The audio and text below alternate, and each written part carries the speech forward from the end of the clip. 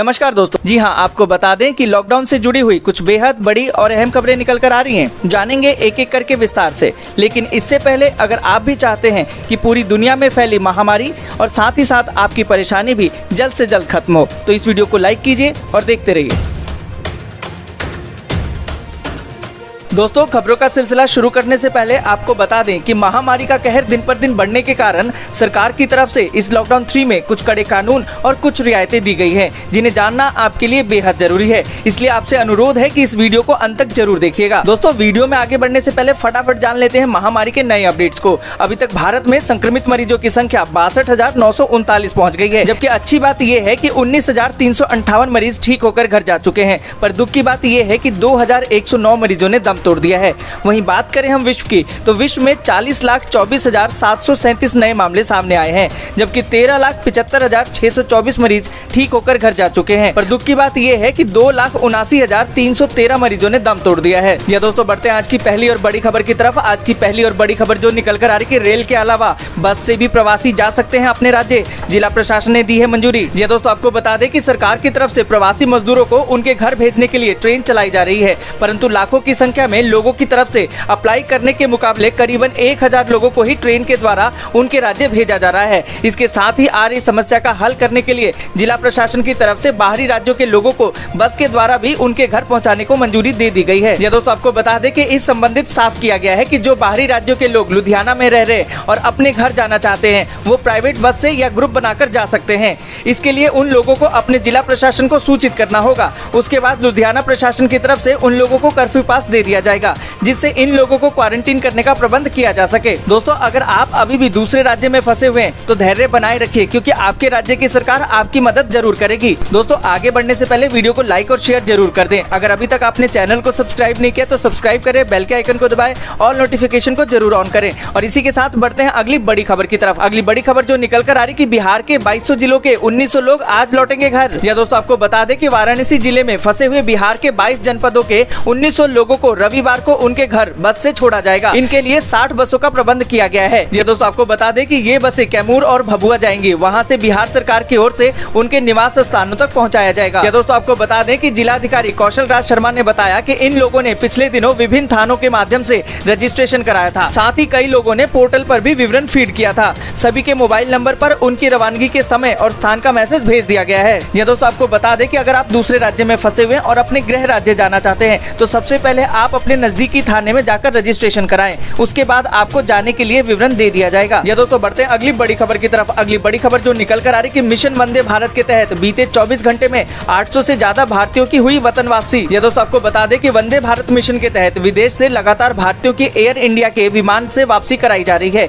पिछले 24 घंटे में 800 से ज्यादा भारतीयों की वतन वापसी हो चुकी है। वहीं मालदीव से 698 लोगों को वापस लेकर INSA कोची पहुंचने वाला है। ये दोस्तों, आपको बता दें कि लंदन के हिथ्रो हवाई अड्डे से शनिवार को 329 यात्रियों के साथ निकला एयर इंडिया का विमान सुबह करीबन 4 बजे मुंबई पहुंचा। अपनी जमीन पर पहुंचकर यात्रियों के चेहरे पर सुकून था, कुछ भावुक भी थे। ये दोस्तों, आपको बता दें कि एयरपोर्ट पर शुरुआती जांच के बाद सभी को बसों में बिठाकर मेडिकल जांच के लिए ले जाया गया। नियमों के मुताबिक सभी यात्री अभी क्वारंटीन किए जाएंगे। या दोस्तों, हम आपसे जानना चाहते हैं कि इस आपदा की घड़ी में सरकार द्वारा उठाए गए कदमों पर आपकी क्या राय है, कमेंट करके जरूर बताएं। ये दोस्तों, बढ़ते हैं अगली बड़ी खबर की तरफ। अगली बड़ी खबर जो निकल कर आ रही कि महाराष्ट्र में कुछ शर्तों के साथ सोमवार से राज्य के अंदर मुफ्त बस सेवा देगी सरकार। या दोस्तों, आपको बता दें कि महाराष्ट्र सरकार ने कल यानी कि सोमवार से राज्य में फंसे हुए लोगों की मदद के लिए राज्य के अंदर मुफ्त बस सेवा की शुरुआत करने का फैसला किया है। ये बसें राज्य के अंदर ही अन्य जिलों में फंसे हुए लोगों को उनके गृह जिले तक लेकर जाएंगी। इस बात की जानकारी महाराष्ट्र के परिवहन मंत्री अनिल परब ने शनिवार को दी। जी हां दोस्तों, आपको बता दें कि राज्य परिवहन बस सेवा मांग के आधार पर संचालित की जाएगी।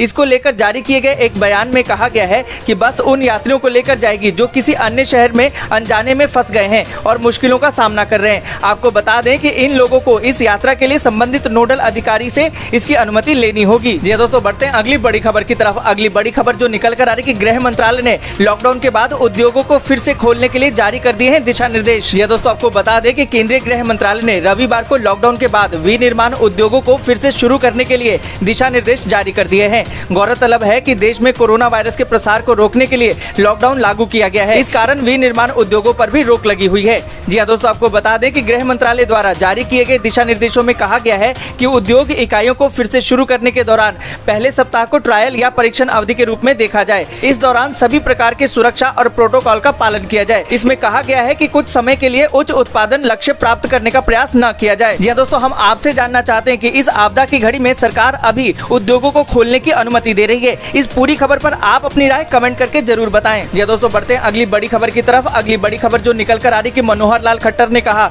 कि हरियाणा के उद्योग शुरू करें अपना काम, सरकार की ओर से मिलेगा सहयोग। जी दोस्तों, आपको बता दें कि मुख्यमंत्री हरियाणा के उद्योगों पर गहराए संकट से उबारने के लिए हरियाणा सरकार चिंतित है। हरियाणा के मुख्यमंत्री मनोहर लाल खट्टर ने प्रदेश के उद्योगों को दोबारा से चालू करने पर जोर दिया है। मुख्यमंत्री मनोहर लाल खट्टर का कहना है कि जो भी उद्योग अपना काम शुरू करना चाहते हैं या करेंगे, उन्हें सरकार की तरफ से कोई कठिनाई नहीं होगी, बल्कि सरकार उनका सहयोग करेगी। जी दोस्तों, आपको बता दें कि मुख्यमंत्री ने कहा कि इन सभी को अपने अपने यूनिटों में मजदूरों को साथ रखते हुए काम शुरू करना चाहिए। उन्होंने कहा कि उद्योगों को दोबारा चालू करने में सरकार की तरफ से कोई कठिनाई नहीं आएगी, बल्कि उनके आगे बढ़ने में सरकार सहयोग करेगी। जी दोस्तों, बढ़ते हैं अगली बड़ी खबर की तरफ। अगली बड़ी खबर जो निकल कर आ रही कि यूपी, एमपी व गुजरात में बदला है लेबर कानून। जी दोस्तों, आपको बता दें कि कोरोना महामारी से निपटने के लिए दुनिया भर में चल रहे लॉकडाउन से भारत समेत विश्व भर की अर्थव्यवस्था डगमगा गई है। इससे निपटने के लिए सभी देश अपने अपने स्तर पर प्रयास कर रहे हैं। पिछले दिनों प्रधानमंत्री नरेंद्र मोदी ने भी सभी राज्यों के मुख्यमंत्रियों के साथ बैठक करके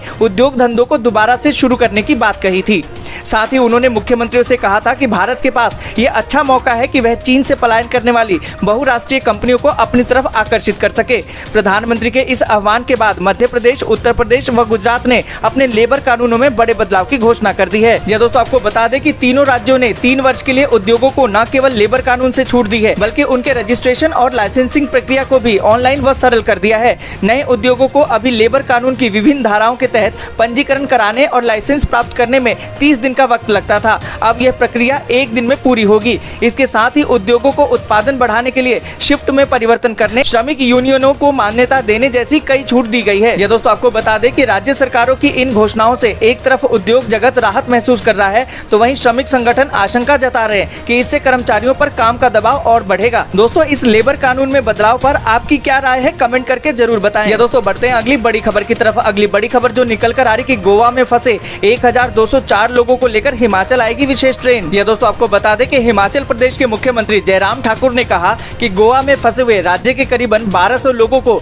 अगले सप्ताह एक विशेष ट्रेन से वापस लाया जाएगा। ये दोस्तों, आपको बता दें कि एक प्रवक्ता के अनुसार मुख्यमंत्री ने गोवा में फंसे हुए राज्य के लोगों के साथ वीडियो लिंक के जरिए बातचीत की और उनसे कहा कि उनके तटीय राज्य से हिमाचल प्रदेश के ऊना के लिए विशेष ट्रेन चलाने की खातिर रेल मंत्री पीयूष गोयल से अनुरोध किया है। ये दोस्तों, आपको बता दें कि उन्होंने कहा कि गोयल ने सहमति व्यक्त की है कि 13 या 14 मई को गोवा से एक विशेष ट्रेन चलेगी। हिमाचल प्रदेश के कुल 1204 लोगों को कोरोना वायरस के कारण लॉकडाउन में गोवा फंसे हुए हैं। दोस्तों, इस वीडियो में आगे जरूरी खबरें और महत्वपूर्ण जानकारियां अभी बाकी है, इसलिए आपसे अनुरोध है कि इस वीडियो को अंत तक जरूर देखिएगा, जिससे जरूरी खबरें और महत्वपूर्ण जानकारियां आपसे मिस न हो जाएं। ये दोस्तों, बढ़ते हैं अगली बड़ी खबर की तरफ। अगली बड़ी खबर जो निकल कर आ रही कि जाने किस राज्य ने दी है प्रवासियों के लिए सबसे अधिक ट्रेनों की अनुमति, बंगाल सबसे पीछे। ये दोस्तों, आपको बता दें कि झारखंड, बिहार, उत्तर प्रदेश, उड़ीसा और पश्चिम बंगाल जैसे राज्य यह देश के प्रवासी मजदूरों का सबसे बड़ा स्रोत है। यहाँ से लाखों मजदूर कमाई के लिए दूसरे शहरों में पलायन करते हैं। कोरोना वायरस लॉकडाउन के बीच इन राज्यों के मजदूर